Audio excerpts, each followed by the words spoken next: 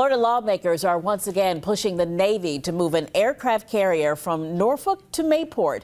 The Sunshine State's 2 U.S. senators and 27 House members have sent a new letter to Defense Secretary James Mattis and Acting Navy Secretary Sean Stackley. They argue it's a matter of national security. Mike Gooding tells us Virginia leaders say a move is a bad idea. Well, that is right, Janet. They do. And of course, this isn't the first time that this has come up. The last time was 2013, and the idea was ultimately rejected because it was too costly. In a new letter, the 29-member Florida congressional delegation argues, as it has in the past, the carrier fleet should be dispersed as a matter of national security. They wrote, "Our Navy over-leverages risk to our carrier fleet by having only one CVN port on the eastern seaboard. But making Mayport nuclear capable would cost taxpayers $1 billion. Retired Rear Admiral Craig Quigley of the Hampton Roads Military and Federal Facilities Alliance says that would be wasteful. And to replicate that and spend hundreds of millions of dollars of taxpayer money to do so in Florida just doesn't make sense." In 2013, the Hampton Roads Planning District Commission projected that a carrier move would mean the loss of 3,200 crew members, 2,000 people in the air wing, and a total employment reduction of more than 10,400 jobs.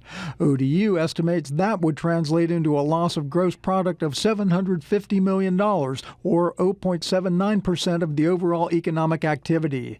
TCC Business Management and Administration professor Peter Shaw says that would hurt. Your supermarkets, your retail stores, your fast food restaurants, and the regular family restaurants, your dry cleaning, and so forth. So this will send a multitude of negative shock waves into the business community.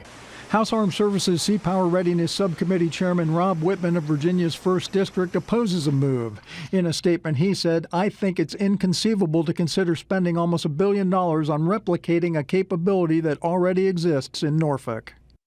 Florida has been without a carrier for a decade when the USS John F. Kennedy was decommissioned on August 1st, 2007. In part, to make up for that loss, between 2012 and 2014, the Navy sent 3 other Hampton Roads-based ships to Naval Station Mayport. They were the USS Iwo Jima, the USS New York, and the USS Fort McHenry. They took a total of 1,800 sailors and their paychecks with them. Reporting live, Mike Gooding, 13 News Now. Navy aircraft carriers are home ported all over the United States and even overseas. The USS Dwight D. Eisenhower, the Abraham Lincoln, and the George Washington, the Truman, and the George H.W. Bush all call Hampton Roads home.